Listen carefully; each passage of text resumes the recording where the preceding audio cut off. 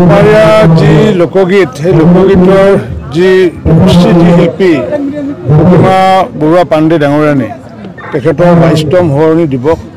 গতিকে এই সোঁৱৰণি দিৱসত মই এটা আহ্বান জনাইছোঁ যে গোৱালপাৰীয়া গীত বুলি ক'লে অসমৰ সংগীতৰ এটা অনবদ্য অংগ, ভাৰতীয় সংস্কৃতিৰ এটা অনবদ্য অংগ।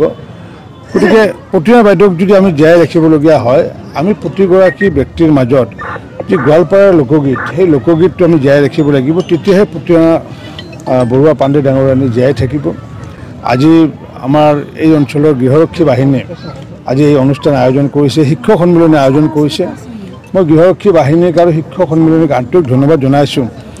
কাৰণ কিয় মই বহুত ঠাইত দেখিছোঁ শিক্ষক সন্মিলনী বা গৃহৰক্ষী বাহিনী তেওঁলোকে কিন্তু এনেকুৱাকৈ বিশিষ্ট শিল্পীৰ নামত এনেকুৱাকৈ সোঁৱৰণি দিৱস আৰু বিশেষকৈ প্ৰতিমা বাইদেউৰ নামত মই তেনেকুৱা অনুষ্ঠান কৰা দেখা নাই। বিলাচীপাৰাৰ গৃহৰক্ষী বাহিনীয়ে যিটো কাৰ্যসূচী কৰি নিদৰ্শন দেখালে, অসমৰ সমগ্ৰ মই গৃহৰক্ষী বাহিনীকে আহ্বান জনাইছোঁ যে যাতে তেওঁলোকেও যাতে এনেকুৱাকৈ কাৰ্যসূচী কৰি আমাৰ শিল্পীসকলক সাহিত্যিকসকলক যাতে জীয়াই ৰাখে। সুস্থভাৱে বহু কাৰ্যসূচী আছিল, আমাৰো আছিলে, কিন্তু সকলো কাৰ্যসূচী আমি বাতিল কৰিছোঁ। যিহেতু ৰাষ্ট্ৰীয় শোক আমি পালন কৰি আছোঁ, যিহেতু আমাৰ দেশৰ যিহেতু প্ৰাক্তন প্ৰধানমন্ত্ৰী মনমোহন সিং ডাঙৰীয়া যিহেতু আমাৰ মাজত নাই, গতিকে ভাৰতৰ অৰ্থনীতিৰ সংস্কাৰ অনাৰ ক্ষেত্ৰত বিশেষ সফলতা লাভ কৰা এইগৰাকী ব্যক্তিয়ে 10 বছৰ ধৰি তেখেতে প্ৰধানমন্ত্ৰীৰ দায়িত্ব হিচাপে ভাৰতত বহু ধৰণৰ তেওঁ অৱদান আগবঢ়াইছে।